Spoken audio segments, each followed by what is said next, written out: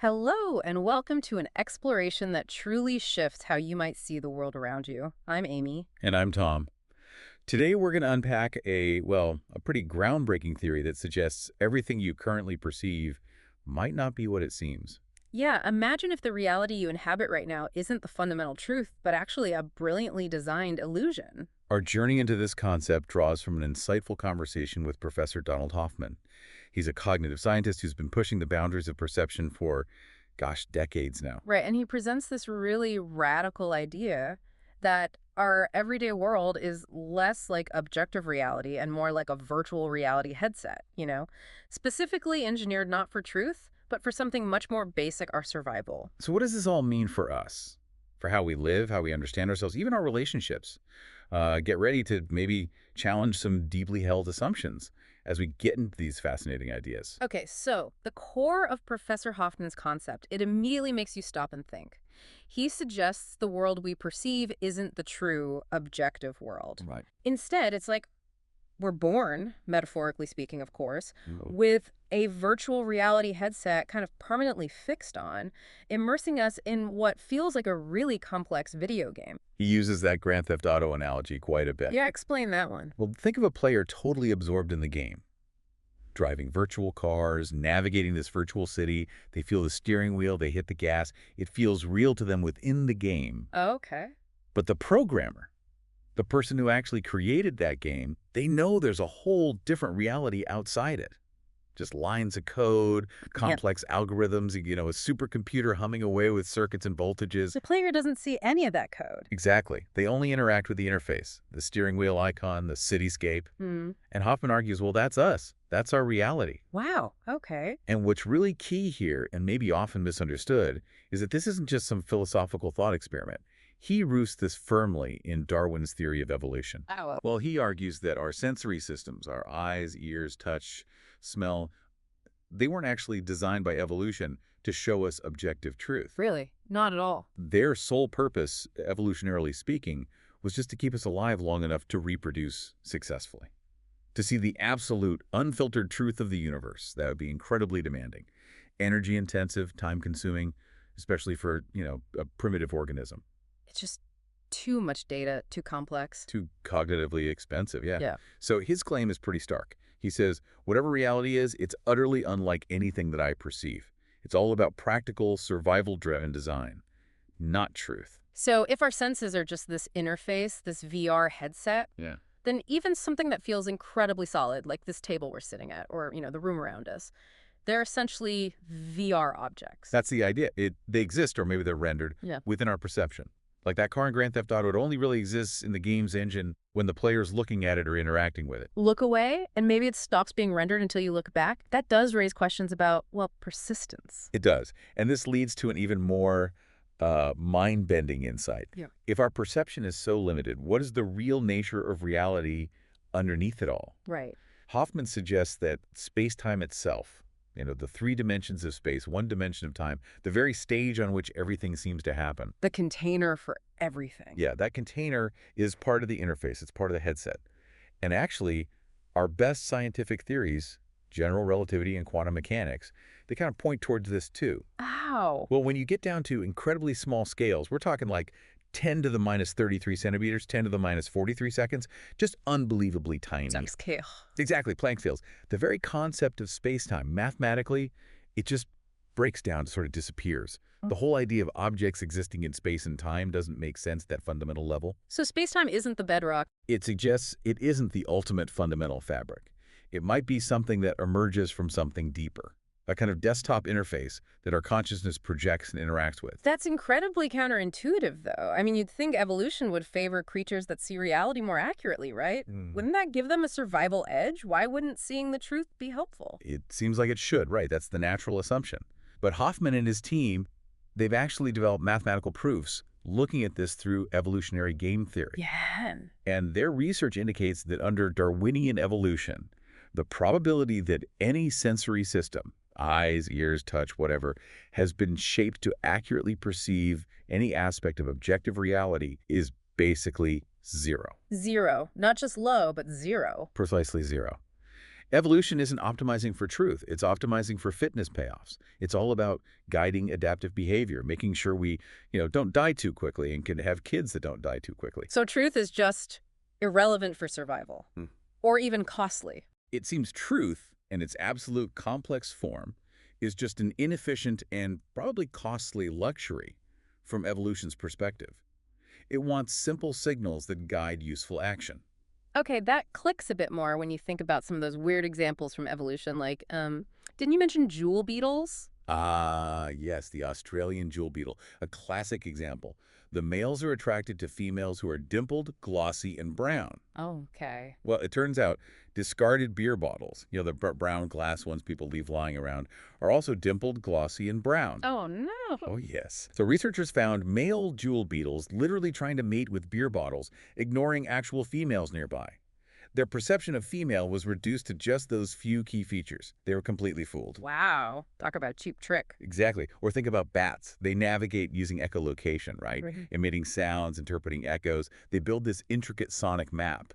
Their reality is constructed from sound. Completely different from our visual world. Totally different sensory world. Lets them hunt in pitch blackness, and dogs too. Right, their senses are amazing. Hearing frequencies way beyond us. Up to 65,000 hertz compared to our 20,000 maybe. And smell. Forget about it. 300 million set receptors versus our, 5 million? We're perceiving dimensions of reality we just can't access. Dimensions we can't even begin to grasp. And the crucial connection here is that humans, we're also using these kinds of cheap tricks. Our interface is just maybe more sophisticated or suited to our niche. So everything we experience, everything we think we know. In Hoffman's view, it's trivial compared to the true nature of whatever reality actually is. He provocatively says we understand 0% of reality. 0%, even with all our science. Even with science. He emphasizes science is incredibly powerful. It's our best tool within the headset. It helps us understand the rules of the interface, predict things within the game, but it's building models based on the interface itself. It's not a direct window onto ultimate objective truth outside the headset. Okay, processing that. If our perceived reality is just this interface, this simulation, what does that mean for us? For how we understand ourselves, our self-worth, our relationships? This seems like it changes everything. It really does shift the perspective, doesn't it? Mhm. What's potentially liberating here is how it reframes our personal struggles. If you've ever felt stuck or bored or limited, Which everyone does sometimes. right, it often comes from this feeling that you're just a small, maybe insignificant player in this vast, indifferent universe. But Hoffman flips that completely. He suggests you're the inventor of this whole thing. We're the programmer, not just the avatar in the game. That's the implication. Mm-hmm. If that's the case, then you have nothing to prove. You don't need to be better than anybody else. Your worth isn't something you earn by playing the game well.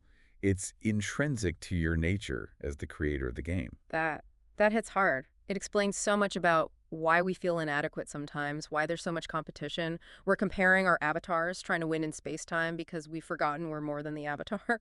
Exactly. We've identified with a finite character, the player piece on the board, believing our existence is limited and maybe scarce. We get caught in this game of comparison and striving. When the underlying reality might be totally different. And if you take this idea just one step further, Hoffman posits that you and I were really the same one reality, just looking at itself through two different headsets, two different avatars. Whoa! So we're all fundamentally connected, the same consciousness experiencing itself differently. That's the mind-bending possibility. And suddenly, so many ancient spiritual teachings start to make a different kind of sense, like love your neighbor as yourself. Because your neighbor is yourself, literally. In this view, yes. Just experiencing reality through a different interface, a different avatar body. You see echoes in, say, Jesus' teachings in Matthew 25, ministering to the least of these is ministering directly to him, or even in the Psalms. I have said you are gods. Perhaps not just poetry, but a description of our fundamental nature, obscured by the headset. Okay, but this also seems to challenge our basic understanding of the brain, right? We think the brain creates consciousness. But if reality is a projection... Then the implication flips. It's more like your brain came from your consciousness, not the other way around. How does that work? Neuroscience shows clear links between brain activity and experience. Absolutely, and that's a crucial point. This theory doesn't deny those correlations at all. From Hoffman's perspective, the brain itself isn't a fundamental physical object existing independently outside the headset. It's inside the headset. It's an icon within the headset, a representation. a user interface element. When we do neuroscience, when we look inside someone's head and see a brain, we're rendering an icon that consciousness uses to represent its own activity within this perceived reality. So the brain activity we see is real within the simulation. Exactly. The correlation is real. I think a thought, that part of my brain icon lights up, but the causation isn't brain causing thought. It's consciousness generating the thought and generating the corresponding brain activity icon as a symbol of that process within the interface. The brain is like consciousness taking a selfie of its own activity within the game it created. That's a great way to put it, yes. Okay, so if we're fundamentally the programmers, the inventors, does that mean we could learn to, like, edit the code? Can we change the reality we perceive? What's Hoffman working on there? That's the really cutting-edge part of his research now. He's developing a rigorous mathematical theory based on what he calls conscious agents. Not physical things. No, fundamental units of awareness. They interact, make choices, perceive, act. And he proposes that from the complex interactions of these conscious agents, space-time itself emerges. It's constructed. And if we understood that construction, The potential applications are, well, almost unimaginable. He suggests this could lead to things we'd currently call miracles, or new technologies that make nuclear bombs seem like firecrackers. like what? His favorite example is instantaneous space travel. Right now, going to Andromeda takes 2.4 million years at light speed. Impossible for us. But if space-time is just an interface, part of the code, maybe you don't have to travel through the interface. Maybe you can just change the coordinates in the underlying reality, like changing a variable in a computer program. So instead of driving the car icon across the screen, You just edit the code, change the car's position value, and poof, it's instantly somewhere else. If you understand the code outside the headset, maybe travel isn't about moving within space-time, but rewriting the space-time coordinates themselves. the power implied there is staggering. It sounds like opening Pandora's box, doesn't it? The Yeah. ethical implications. Oh, absolutely huge. It raises profound questions about wisdom and responsibility if humanity ever unlocked that kind of capability. But it also points inward to a more personal journey. How so? Well, how do you understand yourself beyond this avatar, beyond the headset description? Hoffman suggests the path involves dropping all descriptions, sitting in absolute silence, ignoring any thoughts that bubble up. Meditation, essentially. Yes, exactly. Which he practices himself, apparently, for several hours a day. And he shared a really raw personal story about facing death. He had severe COVID, 2 heart surgeries. Wow. And he said intellectually, he understood his theories. He knew he wasn't just the body, the avatar. But emotionally, when faced with losing it, the fear was still incredibly powerful, deeply ingrained. It showed him the gap between understanding an idea and truly living it, overcoming that deep programming. So suffering then, in this view, it's like the pain you feel when your avatar gets hurt in the game. That's a good analogy. It's real within the game. It's a crucial signal, danger, avoid this, for surviving within that context. But it's not necessarily a fundamental wound to your true underlying self, the player or programmer outside the game. It's a signal within the simulation. Precisely. And just as a side note, looking even further ahead, Hoffman thinks this model of conscious agents could lead to a totally new kind of AI. How's that different? Current AI is mostly about finding correlations in massive data sets. This new kind, he suggests, would be based on minimizing surprise, constantly building and refining models of its world to predict and understand what happens next. More like genuine understanding, potentially indistinguishable from consciousness. Fascinating. Okay, that's a lot to take in. But bringing it back to us, living our lives right now, what's the most practical takeaway from all this? How can this understanding help us navigate our existence? I think it circles back to that core message we found echoed in wisdom traditions. Love your neighbor as yourself because your neighbor is yourself. Fundamentally. Right. And recognizing that so much of our suffering comes from believing the illusions generated by the headset. The illusion that we need to impress people or achieve certain things to be worthy. The illusion of fundamental separateness and limitation. We forget who we really are. We forget who we are. Hoffman says you are already the infinite. The suffering comes from identifying too strongly with the finite avatar, the character in the game. It's maybe a necessary forgetting, part of the game's design to allow for genuine experience and maybe growth. But ultimately, maybe the point is to play the game, have the experiences, and eventually wake up again to our true nature. That feels really liberating, actually. It suggests the limits we feel, the cage we sometimes perceive ourselves to be in, isn't the ultimate truth. There's maybe far more choice, more freedom in how we experience life than we realize. It definitely points that way. And it really underscores keeping that sense of wonder, that childlike curiosity, recognizing that reality, whatever it truly is probably far more interesting, more bizarre, more exciting than we could ever imagine from inside this headset. Couldn't agree more. Thank you for your attention. You can subscribe to our podcast if you like it. See you next time.